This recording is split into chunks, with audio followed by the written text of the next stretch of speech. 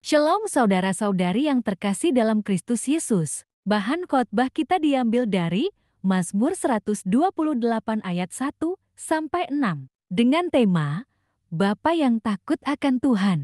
Nyanyian ziarah. Berbahagialah setiap orang yang takut akan Tuhan, yang hidup menurut jalan yang ditunjukkannya. Apabila engkau memakan hasil jerih payah tanganmu, berbahagialah engkau dan baiklah keadaanmu.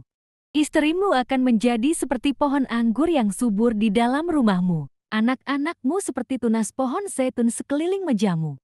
Sesungguhnya demikianlah akan diberkati orang laki-laki yang takut akan Tuhan. Kiranya Tuhan memberkati engkau dari Sion, supaya engkau melihat kebahagiaan Yerusalem seumur hidupmu, dan melihat anak-anak dari anak-anakmu, damai sejahtera atas Israel. Sahabatku, buah jatuh tak jauh dari pohonnya. Tentu, keberlakuan pepatah itu bukan tanpa syarat. Jika pohon itu tumbuh di lereng yang terjal atau mencangkung di atas sungai yang deras, kisahnya pasti berbeda. Tetapi di lahan datar, dalam situasi normal, buah jatuh tak jauh dari pohonnya. Pepatah itu mau mengatakan bahwa jika tak ada hal yang memantik perkecualian, karakter dan perilaku anak-anak akan sangat dipengaruhi oleh dan karenanya tak akan jauh dari karakter dan perilaku orang tua mereka. Hari ini kita belajar satu bagian firman Tuhan yang merujuk dengan tema Bapa yang takut akan Tuhan. Suatu bagian firman Tuhan yang menolong kita untuk memahami bagaimana sebuah keluarga diberkati oleh Tuhan. Pengajaran pertama, takut akan Tuhan tiang rumah tangga. Berkat adalah suatu hal yang sangat didambakan dan menjadi bekal luar biasa bagi setiap rumah tangga. Perikop di atas tidak menyebutkan tentang keluarga, tetapi tentang rumah tangga. Keluarga berbicara tentang pola hubungan antara satu dengan yang lain, sedangkan rumah tangga berbicara tentang mengelola kebutuhan dan keperluan-keperluan dalam suatu keluarga.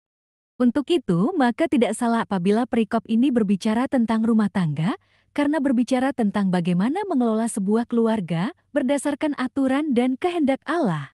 Dalam mengelola sebuah keluarga, satu kunci yang dinyatakan oleh pemazmur dalam ayat 1 yang bunyinya, nyanyian ziarah, berbahagialah setiap orang yang takut akan Tuhan, yang hidup menurut jalan yang ditunjukkannya.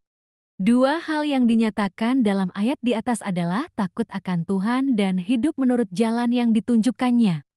Takut akan Tuhan merupakan kunci yang akan menerima berkat Tuhan, karena takut akan Tuhan dalam pemahaman ketertundukan, adanya kepatuhan dan penghambaan yang didasarkan pada seseorang akan Tuhan.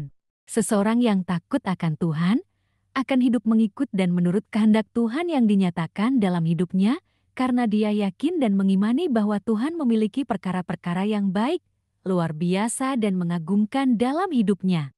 Berdasarkan ketakutan akan Tuhan tersebut, maka seseorang akan merelakan dirinya untuk hidup menurut jalan yang ditunjukkannya. Dia tidak hidup menurut kehendaknya sendiri, tidak menurut kehendak dunia ini, tetapi menurut jalan yang ditunjukkan Tuhan. Tidak segan-segan dan tidak ingin bosan dia akan mencari Tuhan dalam hidupnya berdasarkan firman Tuhan, dan hal-hal itulah yang menjadi dasar pola dan arah hidupnya. Dan firman Tuhan katakan bahwa orang itulah orang yang karya di dalam Tuhan. Ketika seseorang dan menikmati kebahagiaan karena takut akan Tuhan, maka hal itulah yang menjadi kunci utama dan dasar keluarga yang merasakan pengalaman Tuhan. Pengajaran kedua, buatlah rumah tangga kudus dengan berkat dari Tuhan. Luar biasa pesan firman Tuhan yang dinyatakan dalam ayat kedua. Kunci rumah tangga dimulai dari rejeki yang dibawa masuk dalam rumah tangga. Dari mana dan bagaimana rejeki yang dibawa masuk ke dalam rumah menjadi kunci untuk menilai apakah rejeki tersebut dapat menjadi berkat atau malah menjadi kutuk. Firman Tuhan dalam ayat 2 menyatakan secara tegas, apabila engkau membutuhkan hasil kerja keras tanganmu, berbahagialah engkau dan baiklah keadaanmu. Kata memakan hasil jerih tanganmu memberikan pemahaman dalam hidup kita bahwa berkat yang dibawa masuk untuk memenuhi kebutuhan rumah tangga kita seharusnya merupakan rejeki yang berasal dari hal-hal yang baik, hasil dari jerih-jerih payah kita. Dan memang dilakukan sesuai dengan kehendak Tuhan. Ada dua hal yang diperoleh ketika kita memakan rejeki dari jerih-jerih payah kita. Kita akan berbahagia dan baik keadaanmu. Berbahagia sangat jelas artinya Tetapi baik keadaanmu menjadi suatu hal luar biasa yang menjadi perhatian dalam hidup kita. Baik keadaanmu, berarti ada kesehatan, ada kebaikan, tidak menjadikan ricuh dan pencapaian, dan menjadikan tubuh kita terus bugar, bertumbuh dan berkat juga bagi orang lain di sekitar kita. Ternyata, kata baik keadaanmu tidak hanya dalam pengertian singkat seperti di atas, tetapi implementasi hal tersebut dinyatakan secara tegas dalam ayat 3-5 sebagai berikut. Anak-anakmu seperti tunas zaitun pohon sekeliling mejamu. Sesungguhnya demikianlah akan melihat orang laki-laki yang takut akan Tuhan. Berkat yang diperoleh dari jerih-jerih payah seorang ayah ternyata berakibat pada sebuah rumah tangga, yaitu istri dan anak-anak. Di dalam ayat tersebut dinyatakan bahwa istrimu akan menjadi seperti pohon anggur yang subur di dalam rumahmu. Pohon anggur menggambarkan suatu pohon yang indah, berharga mahal, dan menjadi simbol hubungan positif dengan Tuhan. Istri yang menjadi seperti pohon anggur adalah istri yang indah dalam rumah tangga, bukan dari penampilan semata-mata, tetapi juga dari karakter dan sikap hidupnya. Selain itu, dia juga akan menjadi istri yang sangat berharga bagi suami dan anak-anaknya, dan bahkan dia akan menjadi bagian penting bagi keluarganya untuk lebih dekat dan tunduk kepada Tuhan. Anak-anak dalam rumah tangga yang takut akan Tuhan digambarkan seperti tunas pohon zaitun. Luar biasa, anak-anak seperti pohon zaitun, selain sebagai pendamaian bagi keluarga, ketika ada permasalahan-permasalahan kecil antara suami dan istri, anak-anak juga akan sangat memiliki pribadi berarti dalam keluarga. Menjadi buah keluarga yang bermanfaat bagi keluarga dan lingkungan sekitarnya untuk menjadikan segala sesuatu kehidupan menjadi lebih enak, lebih nyaman, dan lebih indah. Dan sungguh, dengan adanya ayah yang takut akan Tuhan dan mencari berkat dari jerih-jerih payah tangganya, maka istri dan anak-anak akan menjadi berkat dalam rumah tangga. Sehingga firman Tuhan katakan, sesungguhnya demikianlah akan dicari orang laki-laki yang takut akan Tuhan. Pengajaran ketiga, berkat Tuhan akan membawa kita kepada kekal hidup di dalam Tuhan.